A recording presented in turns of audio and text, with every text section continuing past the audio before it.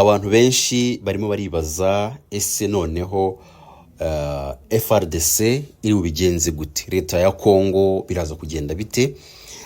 Sinzi niba murimo kwitegereza neza kuri iyi foto iri kuri screen zanyu. Ni ifoto igaragaza umugabo w'umuzungu yafashwe n'abapolisi b'abazungu, birumvikana bamutwaye bisa nkaho agiye gufungwa. Uyu mugabo turifuza kukubwira byinshi uyu mugabo ahuriye na Repubulika Demokarasi ya Kongo, aho ahuriye na M23, aho ahuriye n'ubwicanyi bukomeye burimo kubera muri Kongo, aho ahuriye na Twirwaneho. Turifuza kugira ngo tubihuze, aho ahuriye na leta y'u Rwanda. Ibi byose twabyegeranije kugira ngo tugusobanurire byinshi birimo biravugwa muri iki gitondo. Uyu mugabo reka tube tumushyize ku ruhande gatoya. Ese M23 kuri ubu ngubu ibyishimo ifite bingana bite? U Rwanda ibyishimo rufite bingana bite nyuma yo gufatwa k'uyu mugabo? Ese leta ya Kongo iri mu marira bingana iki nyuma y'uko uyu mugabo afashwe na polisi? Turaje tukubwire byinshi kuri aya makuru bitewe nuko tubyumva, ariko nanone turi bwifashishe inyandiko z'abahanga banditse muri iki gitondo nyuma y'uko hagaragaye ifoto y'uyu mugabo arimo gutwarwa mu modoka ya polisi. Turaje tugira icyo tubivugaho. Iyindi nkuru turi bwibandeho ni inkuru ivuga ko Loni yemeje ko ingabo z'u Burundi zigera kuri 35 ziciwe muri Kivu y'Amajyepfo. Ariko nanone mbere ko tukugezaho inkuru y'uriya mugabo nayo makuru yose twakubwiye, reka tubanze duhere kuri inkuru yo mu Burundi. Ariko nanone reka tugusabe isegonda rimwe ryonyine kugira ngo nyamuneka ukore subscribe, kugira ngo aya makuru tugenda dutegura umunsi ku wundi ujye yagiramo uruhare kandi ubu wa mbere mu kuyabona, kuko nta kindi bigusaba wowe ni ukubona amamenyesha kuri telefoni yawe, hanyuma ugakurikira ayo mamenyesha akugeza kuri video twakoze. Biroroshye rero. Raporo y'impuguke z'umuryango w'abibumbye yemeje ko hagati ya tariki 25 Nzeri na 26 Ukwakira 2024 ingabo z'u Burundi zigera kuri 35 zikorera mu ntara ya Kivu y'Amajyepfo muri Repubulika Demokarasi ya Kongo zapfuye. Nk'uko iyi raporo bisobanura, izi ngabo zapfiriye mu mirwano yazihanganishije n'umutwe witwaje intwaro wa Tabara urwanya leta y'u Burundi ufite ibirindiro muri Kivu y'Amajyepfo.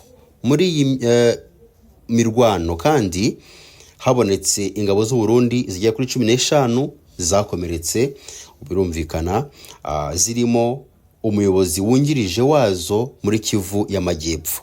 Kuva muri Nzeri 2024 umuvugizi wa Tabara Patrick Nahimana yatangaje ko abarwanyi babo bakomeje kwica ingabo z'u Burundi ziri kwifatanya muri iyi mirwano n'imitwe yitwaje intwaro irimo FDLR.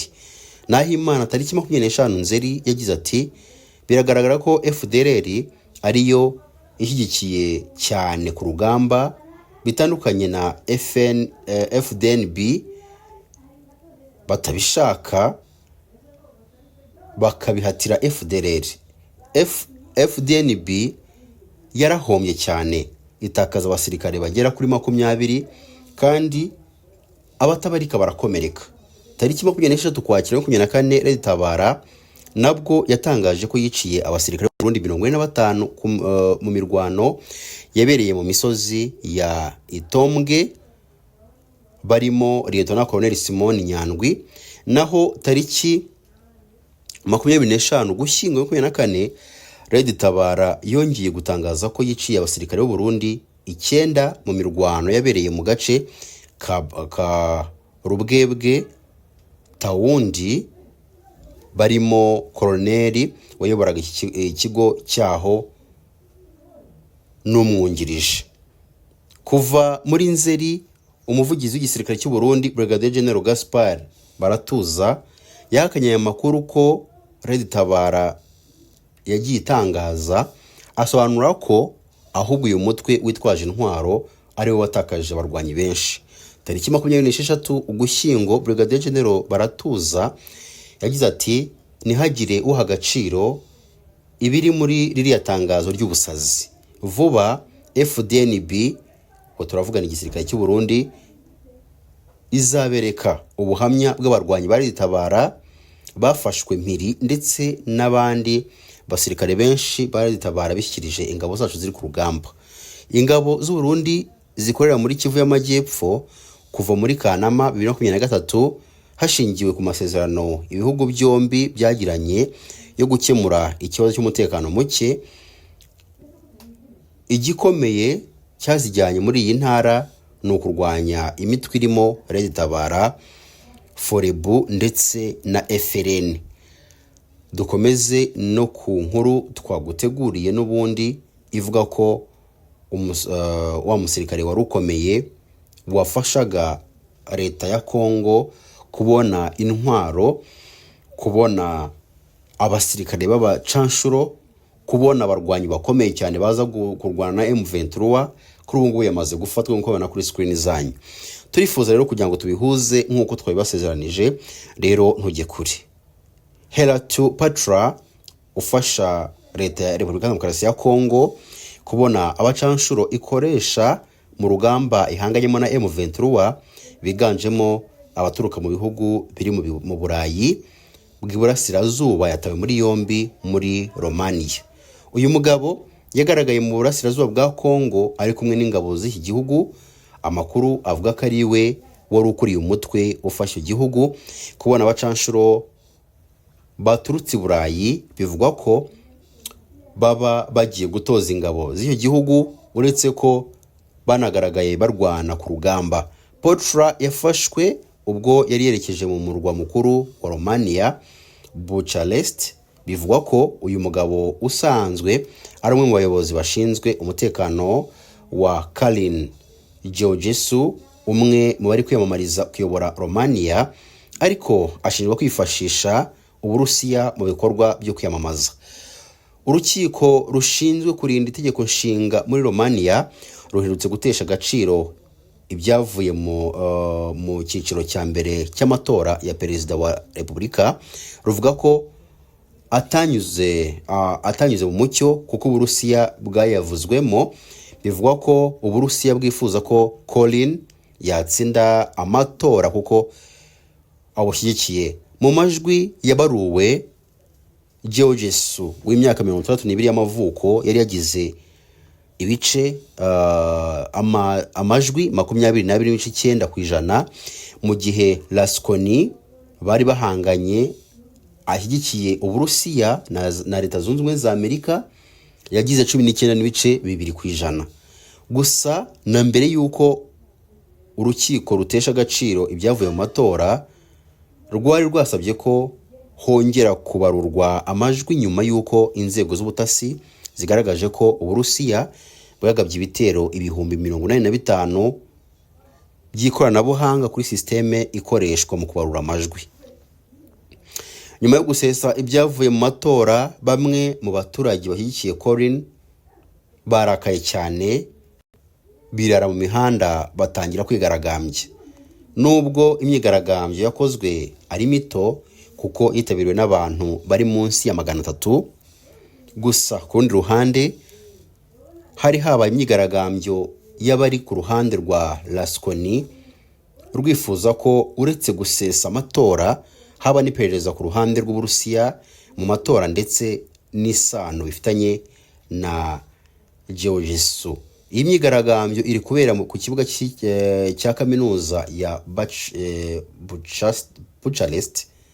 Amakuru avuga ko imyigaragambyo ariyo yatumye Helatu Patra ajya umurwa mukuru. Icyakora mu rugendo rwe, imodoka ye yaje guhagarikwa na polisi ya Romania kugira ngo ikorerwe isuzuma. Polisi yari yongereye ibikorwa byo kugenzura nyuma yo kumenya amakuru yuko hari abafite umugambi wo guteza impagarara mu myigaragambyo. Mu gusaka imodoka yari itwaye Helatu Patra, yaje gusangamo ibikoresho birimo imbunda, ibyuma, maske za gisirikare, amafaranga arimo 560 by'amafaranga akoreshwa muri RDC, impapuro ziriho amazina y'abanyapolitiki bivugwa ko yaragamije kugirira nabi n'ibindi byinshi. uyu mugabo yahise atabwa muri yombi, aho yajyanwe kubazwa n'inzego z'umutekano, akirinda kugira byinshi avuga uretse kuvuga ko yari agiye mu bikorwa byo kwitegura amatora. Urukiko rushinzwe kurinda itegeko nshinga rwari rwasabye ko komisiyo y'amatora izategura andi mu minsi iri imbere. Ku rundi ruhande ntabwo Haratupotra yafashwe wenyine, kuko yari kumwe n'abandi bantu 20 nabo barafashwe. Abafashwe baturutse mu bindi bice bitandukanye, bari bitwaje intwaro ndetse bari barakodesheje ibyumba muri hoteli ziri hafi y'ahakunze kubera imyigaragambyo, bigakekwa ko bari bagamije kuhagera vuba mu gihe yari kuba itangiye. Potra ashinjwa gutwara intwaro mu buryo butemewe cyangwa se bunyuranyije n'amategeko no guteza umutekano muke muri rubanda. Icyaha gishingiye ku butumwa aherutse gushyira kuri Facebook yibasira abayobozi ba Romania. Uyu mugabo uzwi cyane mu bikorwa byo kohereza abacanshuro muri Afurika, aho bivugwa ko yarwanye mu bihugu bitandukanye birimo Mali na Chad. Gusa kuri ubu ngubu afite ibintu muri Repubulika ya Demokarasi ya Kongo, aho bivugwa ko ibikorwa byo kohereza abacanshuro muri Afurika abikuramo asaga miliyoni 1 y'amayero buri mwaka.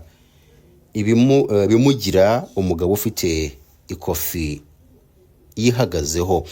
Niwe kandi uri gushinjwa gutegura ibikorwa bigamije guteza umutekano muke mu murwa mukuru, byari bigamije guteza imvururu mu gihugu.